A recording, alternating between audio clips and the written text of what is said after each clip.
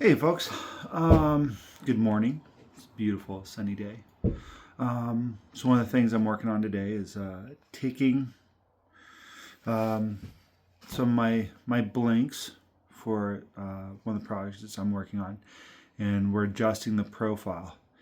And so the original profile had just been a simple roundover that was just partial, and I originally really liked this look. It's just nice, simple. But then we had what I call a happy mistake. And in my router here, so you can see my 1/4 inch roundover bit right there. Well, as I was cutting, my chuck in here wasn't as tight as I thought it was. And I was making just another pass. I'd been doing some adjustments and some fine tuning.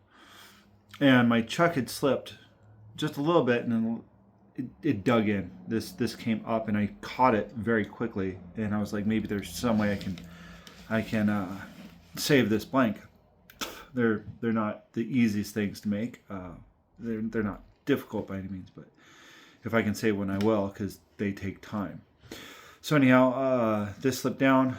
So I adjusted my depth a little bit to the point that it would blend in with the cut I was making, with what had happened.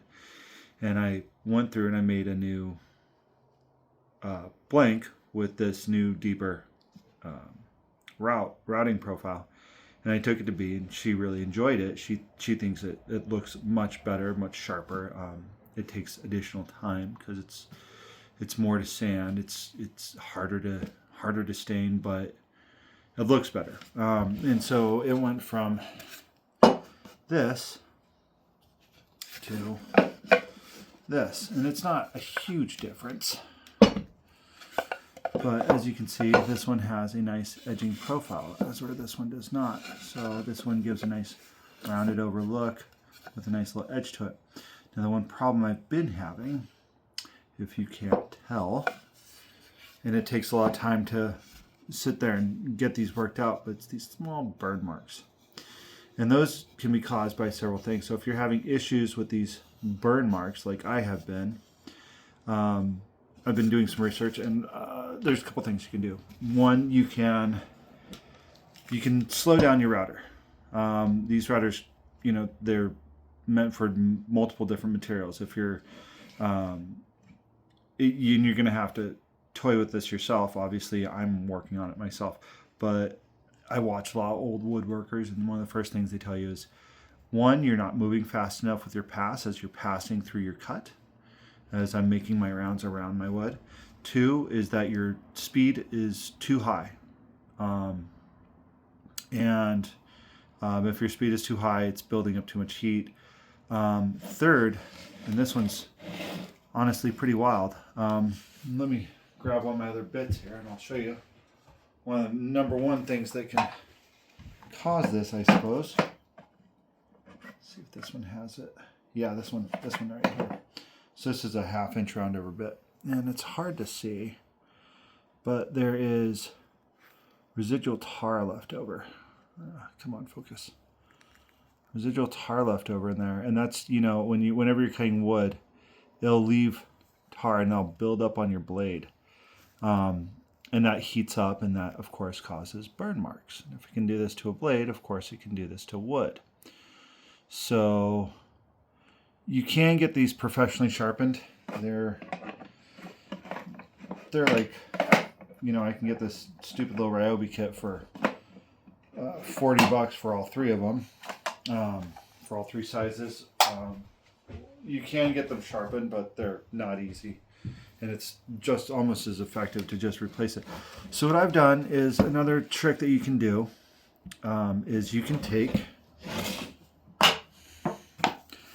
mineral spirits, simple mineral spirits, and I get just a Q-tip and dip it in there, and then I'll go through and I'll clean off my blades. It's one of the first things to do, they say. So clean off your blades, dry them. And if you can, I don't know if you can tell, but these blades look almost new after just a simple cleaning. So I've lowered my speed. I'm going to try and keep my pass. I'm going to try not to pause, because when you pause during your pass, that's the number one time where you get burns. And we've lowered our speed, and we're going to try it on the bottom half of this one right here, to keep all of my templates even, to where all my cuts are the same over and over again. I use a very specific board, a very specific template board that's cut to a very specific width, and it goes in a very specific spot, and that acts as my guide for where my cuts will start and stop, as it will, my router will sit up against this self-made fence. So let's run a little test run, see if we've fixed our issue with our future production. As always, gloves on, safety first. Get our glasses on. I'm not so worried about ventilation in here. You know, I've got the saws all hooked up to my main vacuum, which has a secondary filtering system, and I keep my windows open. It's a beautiful day. I'm not really going to worry about it. So at least I usually do it when I'm sanding. I should do it all the time, I guess, but I don't. Anyhow, here we go. Let's see how this one turns out. It's a little bit better.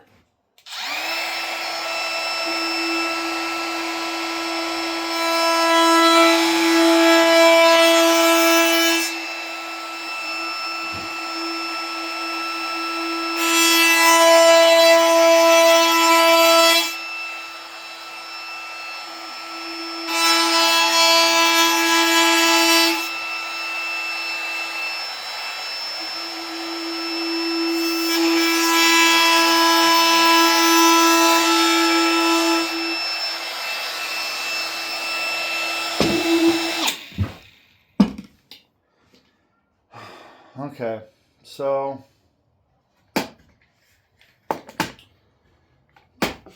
clean this up a little bit. Back here. Clean this up a little bit. I just use a simple sanding sponge to really get in on these, but you gotta be careful because you don't want to ruin your profile that you just made. It's obviously a delicate profile you gotta be careful with. So I am noticing far less burn marks. However, I think I need to up the speed a little bit because now I'm getting chipping, which means now I'll have to take another pass and try and get that out of there. And as you can see, I was probably moving a little too slowly, and I got that little bit. But you know, a little bit of sanding goes quite a ways. I'm trying to fix most of these mistakes. As you can tell, it's not an easy task necessarily. I go through. We'll get most of those scrub marks out, but what's easier, getting a chip mark out or getting a light burn mark out? You know, it's a 6 one way, half dozen the other. And there's no real easy solution for these other than trial and error, right? And it's not something, I mean, I live for this kind of stuff. I love honing in a skill and perfecting it and being the guy that everybody goes, yeah, Tim, he's messed around with that stuff before. He knows what he's doing. But, you know, I'm sure any of my bosses will tell you that one of the reasons I was so good was because I cost them so much money. You know, you have to make mistakes to learn from mistakes, and don't ever be afraid to make a mistake. You know, I always tell my kids that you know, you're going to fail more than you're going to win.